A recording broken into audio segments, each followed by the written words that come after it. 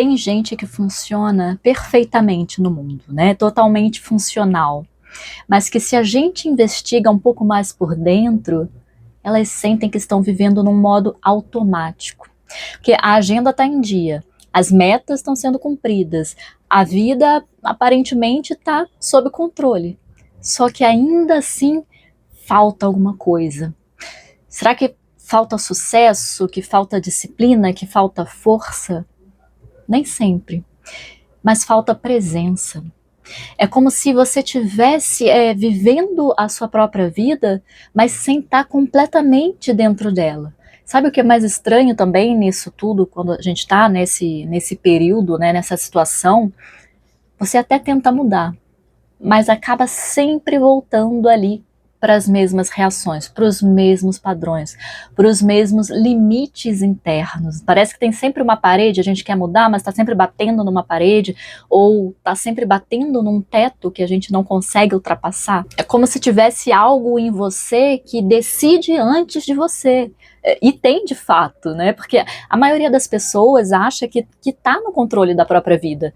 Só que, na verdade, está apenas repetindo um programa antigo de sobrevivência, uma estratégia de sobrevivência, e hoje eu vou te mostrar qual é essa estratégia, qual é esse programa, e mais do que isso, como começar a sair dele. Então, se isso te interessa de alguma forma, eu quero que você fique aqui comigo até o final. Meu nome é Letícia e o meu trabalho é justamente esse, é ajudar mulheres a saírem desse lugar de que, eu funciono bem, mas eu não estou me sentindo viva aqui, nesse lugar, na pele em que eu tô. E geralmente tem um padrão por detrás disso. Quando você vê, você não consegue mais desver também. Então a gente vai estudar que padrão é esse. Então as pessoas, gente, elas geralmente chegam até mim quando alguma coisa assim começa a incomodar, mas assim de um jeito mais profundo. E geralmente não é um problema do lado de fora, um problema externo. Tende a ser um padrão, né?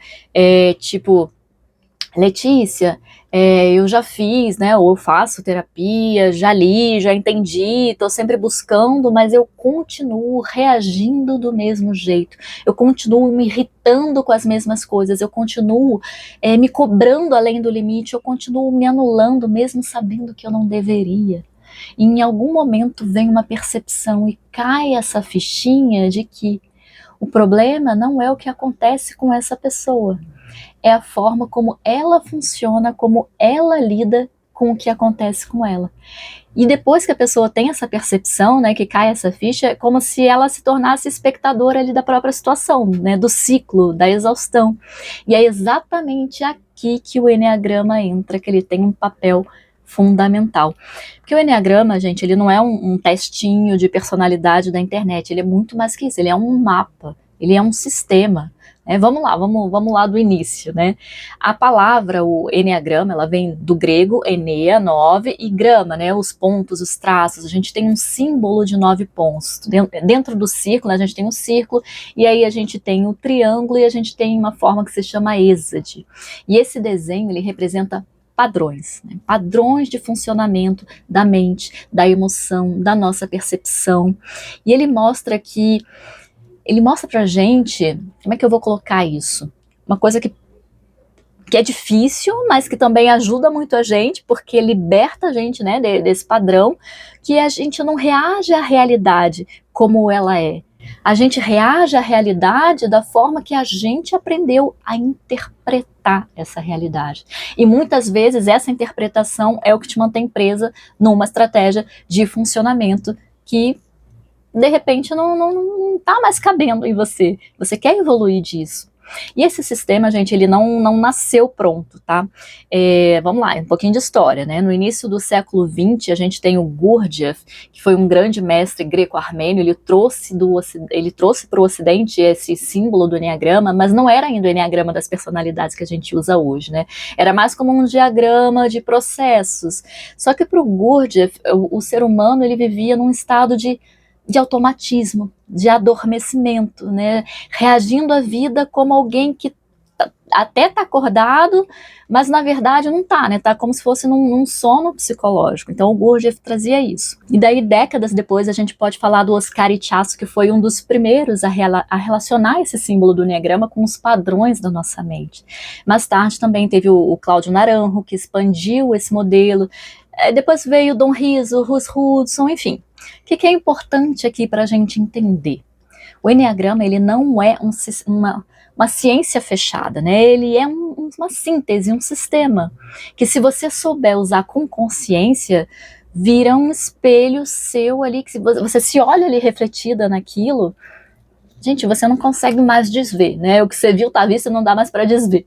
E é uma sabedoria que você leva para a vida, né? É um portal de consciência que se abre para a gente. Agora presta atenção nessa parte aqui, porque aqui começa a mudar tudo. A sua personalidade, ela não é aleatória, ela funciona como esse sistema, esse padrão, que não acontece também só na sua mente, ele acontece em 3 centros dentro de você, que é a mente, o coração e o corpo. O centro da mente é onde, né, estão os nossos pensamentos, as nossas antecipações, as preocupações, né, a energia aqui na nossa cabeça, na nossa mente. No coração, onde a gente sente, né, onde a gente se conecta com as pessoas, né, a gente constrói ali a nossa imagem, nosso senso de valor. E tem o corpo também, que é onde ficam os nossos impulsos, os nossos limites, a nossa força e também a nossa tensão. Só que cada pessoa tende a viver mais presa em um desses centros, né? Ou pensando demais, ou sentindo demais, ou reagindo ali muito sem perceber. E é aqui que começa a ficar interessante. Porque o seu tipo no Enneagrama, ele não é só um padrão psicológico.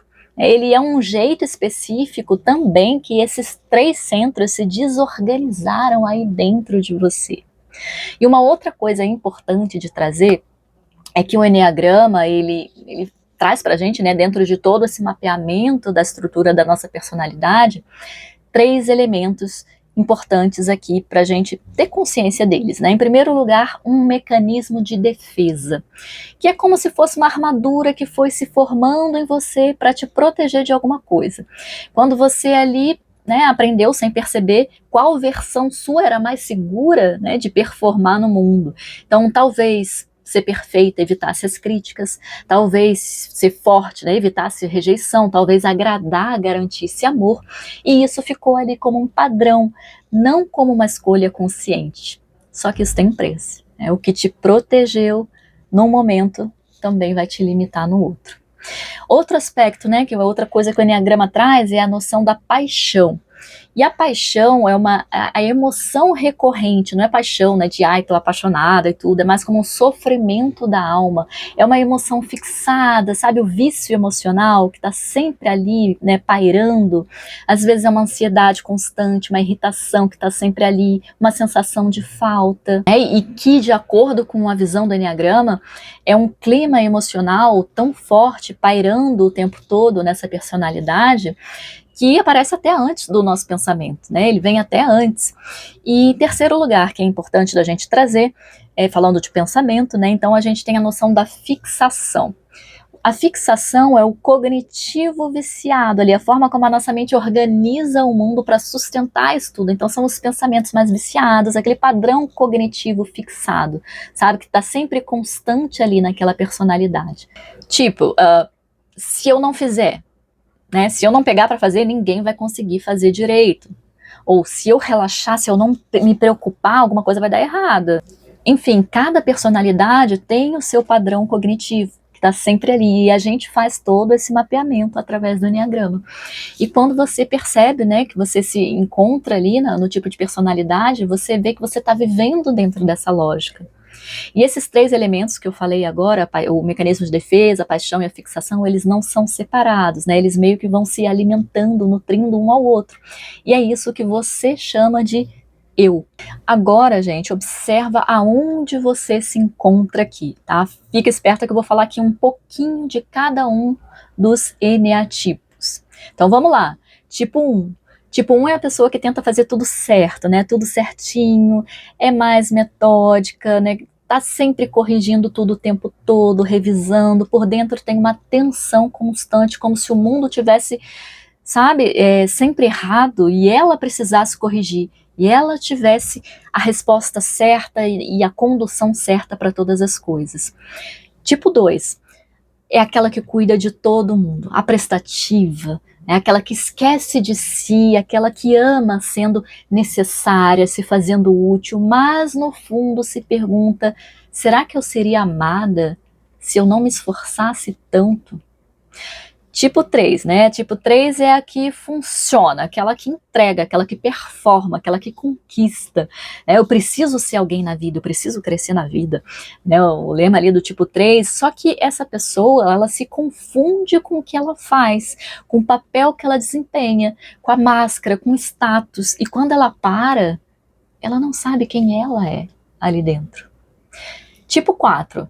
Tipo 4, gente, é aquela pessoa que, né, que sente profundamente, tem um mundo emocional interno muito intenso, mas carrega uma sensação de que falta alguma coisa, estou sempre tentando preencher, é como se a vida tivesse sempre ali um pouco fora de alcance, vem uma melancolia, uma sensação de que ninguém me entende, eu não me encaixo no mundo, essa é a vibe do tipo 4.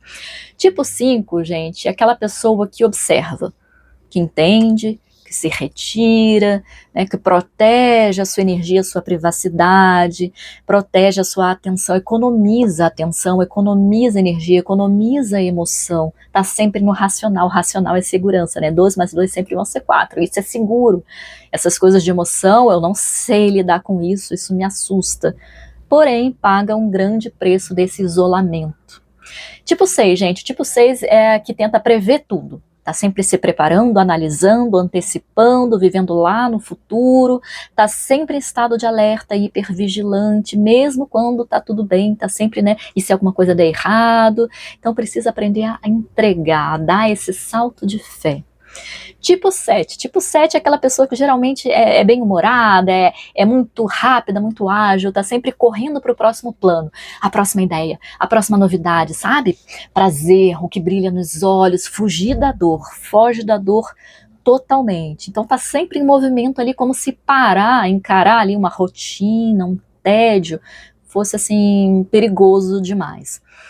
Tipo 8 é aquela que aprendeu que precisa ser forte, né?